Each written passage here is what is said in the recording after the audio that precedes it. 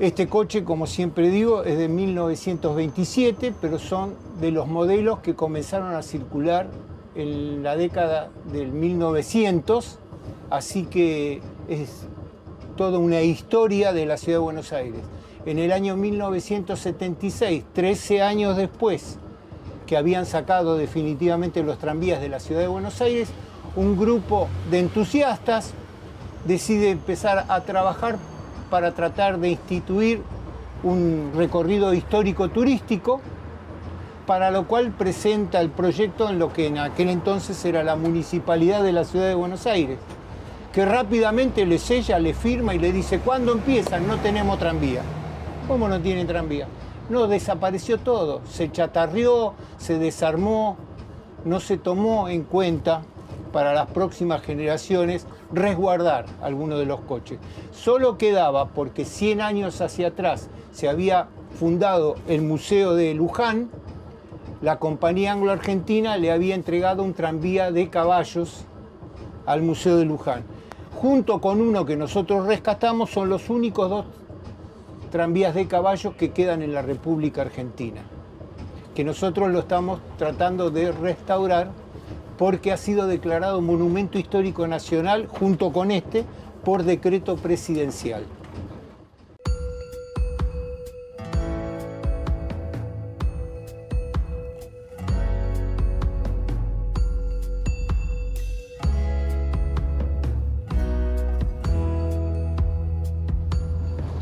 ¿Cuál es la historia de este tranvía en el que estamos hoy? Cuando se funda la asociación, no quedaba nada de estos tranvías históricos en la ciudad de Buenos Aires ni en ningún otro lugar del país, por lo cual la asociación tuvo que recurrir a algún lugar del exterior donde todavía conservaran este modelo de tranvía, y lo consiguió en la ciudad de Oporto, Portugal. Se fabricaban ahí, ¿no? Originariamente los coches son de Filadelfia, Estados Unidos, la Brill & Company, una gran fábrica de coches ferroviarios y tranviarios que, como en la actualidad los fabricantes le venden a todo el mundo, en aquella época también se vendía a todo el mundo. Así que estos coches circularon en distintas ciudades del mundo y por eso se pudo conseguir el mismo modelo en Oporto, Portugal. ¿Pero originalmente salen fabricados de Estados Unidos?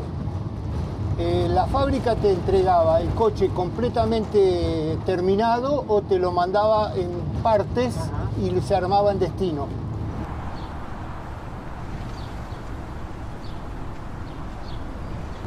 Bueno, teniendo en cuenta que esta unidad, este tranvía, tiene 98 años. 98 años. Sí.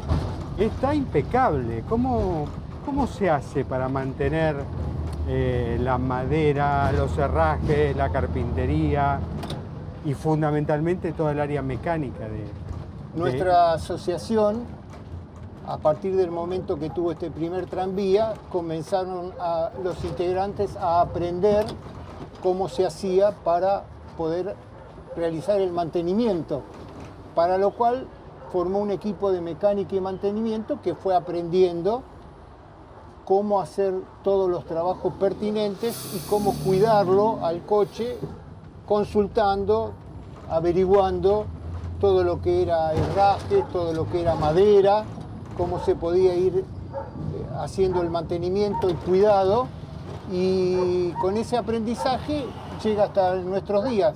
Nosotros cada tanto el coche tiene su revisión total, se lo controla, tengamos en cuenta que tiene casi 100 años de antigüedad, pero permanentemente el equipo de mecánica nos va diciendo cuál de las unidades está en óptimas condiciones para salir a hacer los paseos.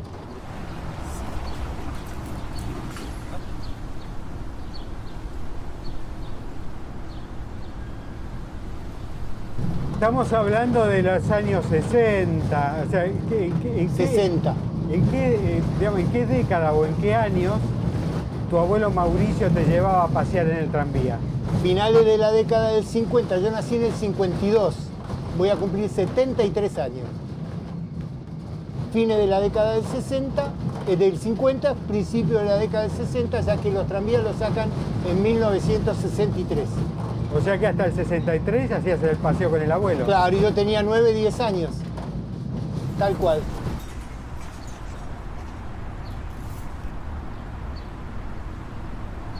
Raúl, háblame de tu abuelo, de Mauricio. ¿Quién era Mauricio?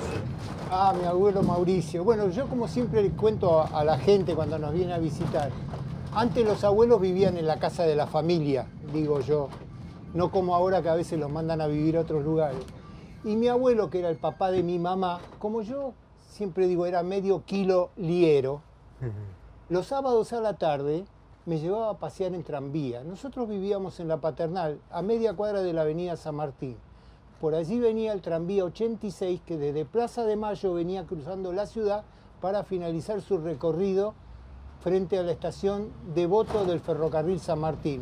¿Y a qué me llevaba mi abuelo? A pasear en tranvía y a la estación a ver pasar los trenes. Como digo yo, ¿qué PlayStation y PlayStation? Esa era la diversión, ver pasar a los trenes. Después a 2 cuadras la placita de Villa Devoto, más vértigo y velocidad, sube y baja, tobogán, hamaca.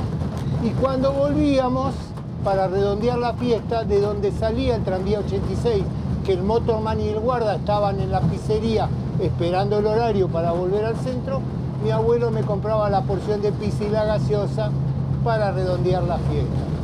Y yo le decía a mi abuelo, quiero una gorra como la del señor que maneja. Y cuando volvía ya no solamente quería eso, sino que quería manejar el tranvía. Y 60 años después tengo mi gorra y manejo el tranvía. Persigamos los sueños, que los sueños se cumplen.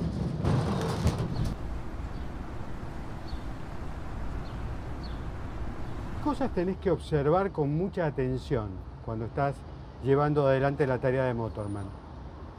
Fundamentalmente hay que cumplir las reglas del tránsito, ya que el tranvía fue creado y desarrollado para que circule mezclado con el tránsito en general, por lo cual debe respetar las normas de velocidad, los semáforos, las rayas de cuidado peatonal y de esa manera circular, tratándose de un paseo, lo hacemos en baja velocidad.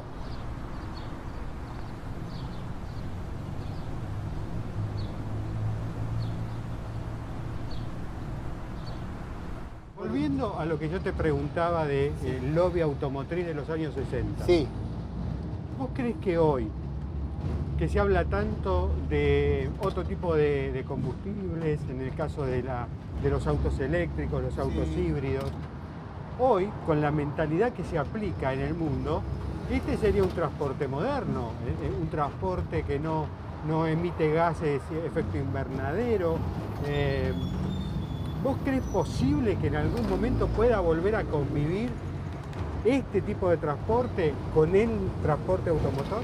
Sí, totalmente, Franco. Hoy en el mundo hay más de 500 ciudades con sistema tranviario de última generación.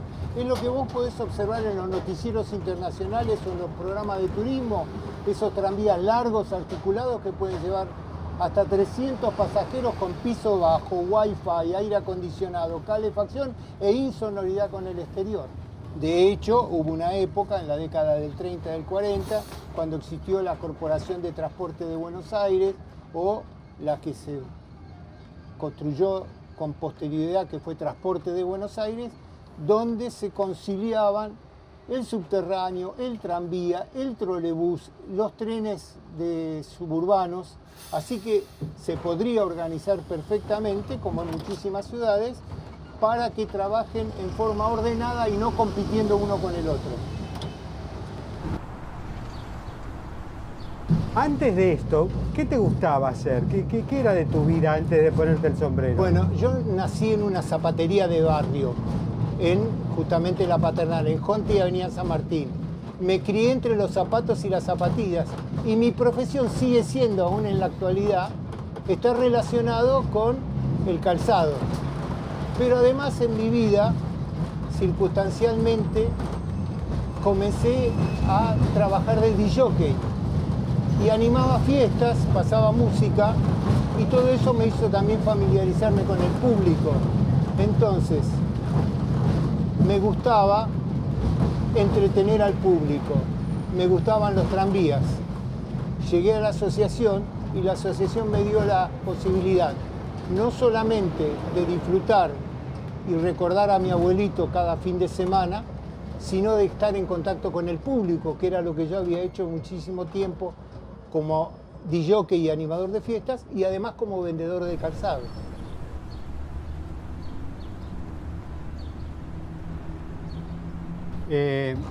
Vamos a la época de oro del tranvía en Buenos Aires. Sí. Entre los años 20 y los años 40. 40 aproximadamente. Sí, ¿no? correcto. ¿Cuántos tranvías circulaban por Buenos Aires en esa época?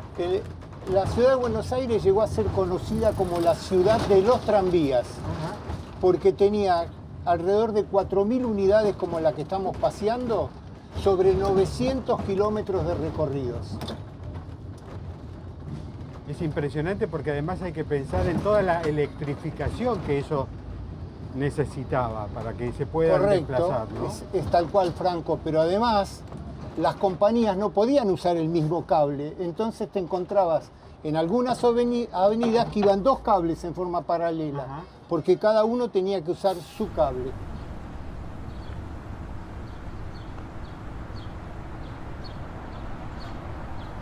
Ahora vamos a hacer el cambio de vía, porque si no entraríamos al túnel y terminaríamos en Plaza de Mayo. El cambio de vía implica que vos necesitas un asistente permanente durante todo el viaje para que supervise, por ejemplo, la tarea de los cambios y demás, ¿no? Sí, el que realizaba el cambio de vía era el guarda, o en su defecto el motorman tenía la habilidad de que abriendo la ventana podía asomarse y hacer el cambio de vía. Ahí te está guiando, ¿qué te está pidiendo? Porque las rayas blancas marcan, las transversales que están sobre la vía marcan el ancho del coche. Pero como se puede observar, los automovilistas se estacionan en los lugares prohibidos y a veces nos dificultan el paso del coche. Claro, por ejemplo, acá no están respetando el tema de las vías. Claro, lo que pasa es que nosotros hemos solicitado en muchas oportunidades que la cebra para el paso de los peatones esté corrida unos metros para atrás para permitir el giro del tranvía. Nosotros de cualquier manera, con mucho cuidado, hacemos el ingreso en la avenida Rivadavia. Vos sos un empresario, una persona que se dedicó a una serie de actividades profesionales a lo largo de tu vida. Sí. ¿Qué te llevó allá por el 2017, no? Sí, 2015 llegó a la asociación. A decir, levantar la mano y decir, yo soy un hombre del tranvía, me quiero poner el sombrero, quiero llegar a ser motorman, teniendo una vida tan distinta. Sí. Y además hacerlo gratis. Pero el recuerdo permanente de mi abuelo. ¿Fue eso lo que te puso? Y aquellos paseos de los sábados a la tarde. Porque mi abuelo tenía una cajita de té tigre, de lata, muy famosa, donde la gente guardaba las moneditas para el transporte público. Mi abuelo decía los níqueles. Y cuando yo veía que mi abuelo agarraba la latita, empezaba la fiesta. Y ese recuerdo lo tenía metido adentro mío. Y un día dije, vine primero con mis hijas, que eran chiquititas, y yo dije, acá voy a venir algún día y me voy a quedar. Y así fue. Pero el resto de la pasión me la metieron mis compañeros, que me empezaron a mostrar todo lo que el tranvía significó, no solamente para la ciudad de Buenos Aires, para todas las ciudades del país donde el tranvía funcionó. Y me fue generando una pasión cada vez mayor. Y después ya comencé a formar parte de la comisión directiva. Hoy soy coordinador también del servicio tranviario con el resto de mis compañeros. Así aprendí a manejar el tranvía y así se va conformando. Licencia, ¿no? Claro que sí. Tuve que hacer muchas horas de práctica y tuve que aprender mucho del sistema eléctrico que alimenta el tranvía. ¿Qué foto del alma tenés de esos sábados a la tarde con tu abuelo Mauricio sentado en el tranvía? ¿Qué mirabas a través de la ventana? Bueno, fundamentalmente lo que te comentaba antes, me llamaba la atención el señor que manejaba el tranvía y todo el movimiento que se producía con la subida y bajada de los pasajeros. Y luego mi abuelo sentado en el banco del andén de la estación Devoto de San Martín, mirando qué era lo que yo hacía, y por supuesto que cuando venía una locomotora de vapor, yo corría a refugiarme porque todo el barullo que hacía y el vapor que desprendía me generaba cierto miedo. Así que me refugiaba a mi abuelo, y esos son los recuerdos que me quedaron. Por eso un día me acerqué a la asociación. ¿Dónde estaban las paradas? El sistema de paradas lo heredó después el transporte colectivo. Cada 2 cuadras, la parada se identificaba con un cartel que lo podemos ver en la esquina de la parada donde nosotros salimos, un cartel amarillo con una letra P, que iba colgado de las columnas que sostenían el cable aéreo, y la gente podía identificar que en ese lugar era la parada del tranvía. Cada 2 cuadras, 3 cuadras aproximadamente. Y lo original, que la gente joven no llegó a conocer, es que los tranvías tenían un refugio en el medio de las avenidas. Hoy sería imposible tenerlo. Claro. Y ahí esperaban tanto el tranvía de ida como el de regreso, porque las avenidas siempre al principio fueron todas de doble mano.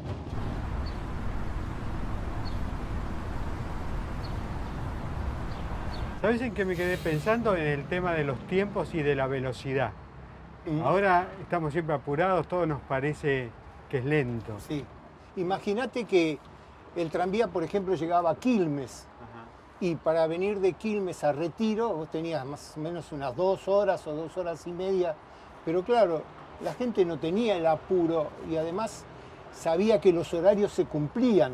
Entonces podía calcular su tiempo de viaje en el tranvía. Pensando en el AMBA. Sí. El tranvía desde la zona, vamos a poner la zona sur, ¿desde dónde, cuál era su punto más extremo? Quilmes, por ejemplo. ¿Y la zona norte? San Isidro. Lo que sucede que también en un determinado momento el ferrocarril comenzó a sentir que el tranvía era su adversario.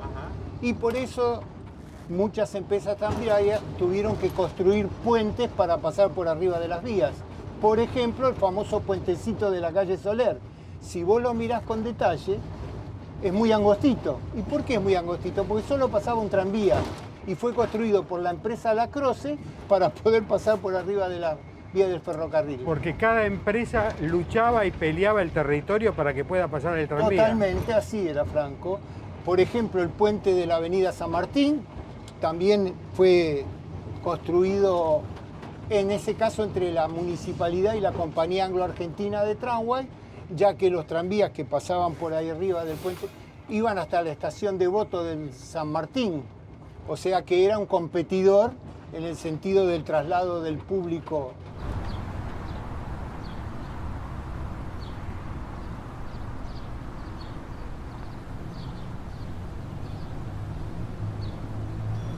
Uno, digamos, de onda, como dicen ahora los chicos, porque sí, puede hacer algo una vez, 2 veces, 10 veces. Sí. Explícame por qué todos los fines de semana te vestís de motorman y venís igual acá al tranvía, sabiendo que lo vas a hacer ad honorem, por amor al tranvía, para estar con tus compañeros, pero sin llevarte un peso a tu casa. ¿Por qué lo haces? Porque te llevas un montón de felicidad y de alegría. Te cuento algunas historias, por ejemplo. Siendo relator, después de terminar la charla, una vez se me acerca un señor muy mayor y me da la mano y me dice: quiero felicitarlo porque ustedes hacen patria con esto que hacen. Eso solo ya te reconforta. Otro día una señora se da vuelta y me dice: usted, y yo me quedé mirándola, me dice: yo vengo de México y vengo a visitar Buenos Aires, y lo primero que pensé, porque lo vi a usted en muchos videos, es venir a visitar el tranvía, y ahora lo veo a usted, quiero sacarme con usted una foto. Pero yo soy lo que represento gracias a la asociación, que me dio este espacio, me dio el lugar, me dio la posibilidad de todos los fines de semana acordarme de mi niñez, de mi abuelo, ¿no es cierto? Y se lo devuelvo a la gente. Voy a cumplir 73 años. La semana pasada yo estaba en el sur de Córdoba, 600 kilómetros de aquí. Me levanté a las 2:30 de la mañana. A las 3 de la mañana salí hacia Buenos Aires manejando mi auto. Llegué a las 11 de la mañana, descansé un par de horas y a las 3 de la tarde ya estaba organizando todo para atender al público que vino el sábado a la tarde. le digo a la gente, la pasión es la que te lleva, la pasión. El compromiso con los compañeros, el compromiso con la asociación. Por eso yo siempre le digo al fundador, uno de los fundadores, Aquilino González Podestá, lo que hiciste, la obra que vos hiciste, que la gente no perdiera el conocimiento de lo que el tranvía significó en la República Argentina.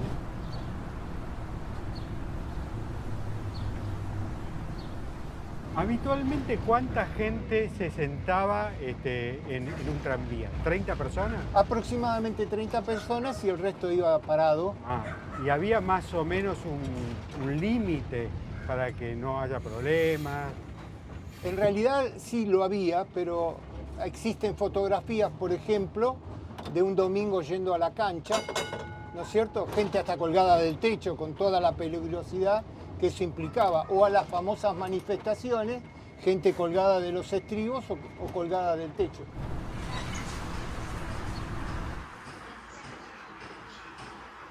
¿Sabés qué estoy aprendiendo escuchándote, Raúl? Yo vine a tratar de entender por qué ustedes en la Asociación Amigos del Tranvía tienen pasión por transmitir esto. Pero me estás enseñando algo, que una persona de más de 65 años, cuando muchos creen que ya tienen la vida hecha, pueden descubrir otra pasión y convertirse también, no te digo en otra persona, pero tener otro propósito. Cuando mucha gente que nos está viendo, después de los 60 baja los brazos y dice, yo ya viví. Por eso nosotros tenemos las puertas abiertas a cualquiera que le guste este medio de transporte y pueda acercarse, nosotros le ayudamos a aprender, si quiere, las posiciones en el tranvía, motorman, guarda, ¿no es cierto?, relator, guarda de tierra, y si le gusta la mecánica, le ofrecemos formar parte del equipo de mecánica y mantenimiento. Y si querés aprender, hasta podés llegar, si sos muy joven, a aprender y que el día de mañana podés entrar en el ferrocarril o en el subterráneo porque vas con el antecedente que aprendiste arreglando tranvías con 100 años de antigüedad. Y esa es la posibilidad que nosotros te damos. Y esto es una gran familia tranviaria. Eso es lo que somos. Nosotros terminamos el servicio tranviario y nos vamos a comer todos juntos. Porque ese es el mejor momento que tenemos para seguir compartiendo y disfrutando lo que somos. Bueno, Raúl, ¿me merezco un boleto? Pero por supuesto, claro que sí. Te voy a hacer entrega del boleto que habitualmente le damos al público que nos visita y de esa manera, como nosotros siempre le decimos... El número. El número. El número es 02872. Claro, y dice serie 17. Cada serie tiene 100.000 boletos. Ajá. Quiere decir que nosotros en estos 44 años de funcionamiento del tranvía histórico hemos llevado a pasear más de 1.700.000 personas de todo el mundo que nos han venido a visitar. Y ese es otro gran orgullo que tenemos. Y el boleto se lo regalamos para que los chicos de la generación de la SUBE conozcan cómo viajaban sus padres o sus abuelos. Y además, en la actualidad, este tranvía es tu seguro de transporte. Tal. Porque también la asociación cubre a los pasajeros, a los visitantes, con un seguro por cualquier siniestro. Nunca tuvimos ningún inconveniente, pero también nos ocupamos de eso. Por eso nosotros, el servicio es gratuito, porque somos todos voluntarios y por eso no cobramos. Y quien nos quiera valorar y quiera colaborar con nosotros, les ofrecemos algunos recuerdos, llaveros, tazas, rompecabezas con las fotos de nuestros tranvías a los chicos, ¿no es cierto?, álbumes para pintar, y de esa manera nos ayudan.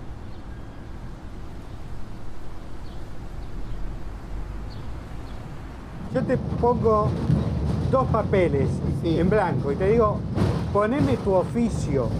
¿Qué me pones hoy? ¿Vendedor de zapatos o motorman? Es una buena pregunta.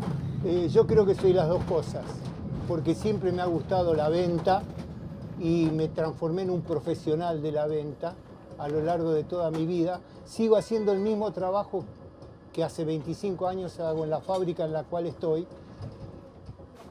Y el tranvía apareció nuevamente en mi vida a través de la Asociación Amigos del Tranvía y todo lo que me brindó. Yo hoy necesito estar en el tranvía, pero como vos bien decías, vengo porque me trae la pasión y eso es lo único que me importa, y compartir con mis compañeros.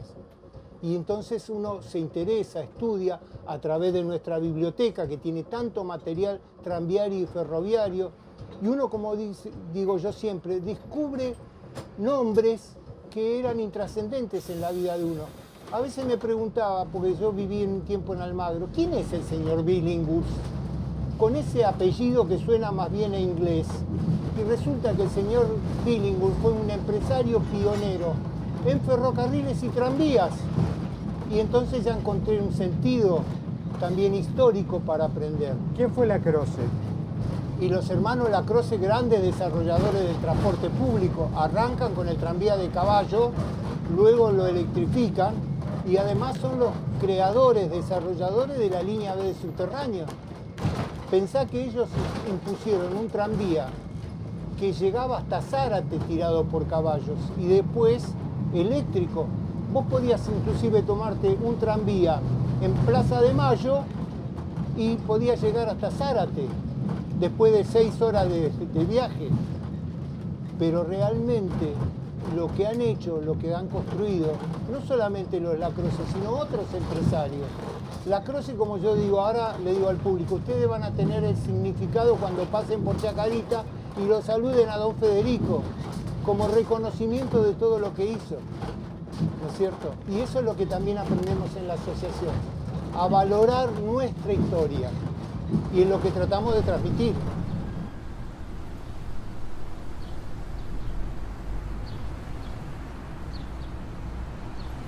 Una última cosa. Sí. Además de agradecerte el viaje, Sí. que fue hermoso. Gracias. ¿En qué asiento de todos estos asientos hermosos de cuero marrón crees que está sentado Mauricio ahora mirando esta conversación? Yo a mi abuelo lo siento permanentemente conmigo. Imagínate que mi abuelo murió en el año 69, ¿no es cierto? Han pasado más de 50 años. Y cada vez que lo nombro me quiebro, porque viví con mi abuelo, ¿viste? Ese inmigrante que vino de Rusia, perseguido, que hizo una vida en Buenos Aires, que se vino con su mujer desde Europa a la América, ¿no es cierto? Como tantos inmigrantes, como tantos que vinieron a encontrar acá un poco de paz y a venir a trabajar. Formó su familia, tuvo 5 hijas, y yo estoy orgulloso de mi abuelo. No solamente de ese abuelo, del otro abuelo del paterno también, que viene de los gauchos judíos. Fíjate toda la historia que tengo encima. ¿Y cómo no iba a estar acá en el tranvía? Casi inevitablemente llegué al tranvía, por mi historia personal. Así que gracias, Franco, por venir a visitarnos. Gracias por llevarte todos estos recuerdos. Gracias por compartir esta pasión que nosotros tenemos. Y los esperamos a todos los que quieran venir a visitarnos, que se fijen en la página oficial o en nuestras redes sociales bien los horarios, porque se van modificando con las estaciones del tiempo, ¿no es cierto? En verano salimos más tarde y después en invierno salimos más temprano, pero acá siempre estamos esperándolo, y que vengan temprano porque viene muchísima gente. Estamos llevando a pasear entre 800 y 1000 personas por fin de semana. Así que gracias nuevamente, como siempre le decimos a todos, gracias por elegir este paseo para disfrutar su tarde o mañana de fin de semana o feriado, porque nos acompañan a que nosotros podamos desarrollar nuestra pasión. Y todo lo hacemos, como me gusta decir a mí, por amor al tranvía. Gracias, Franco.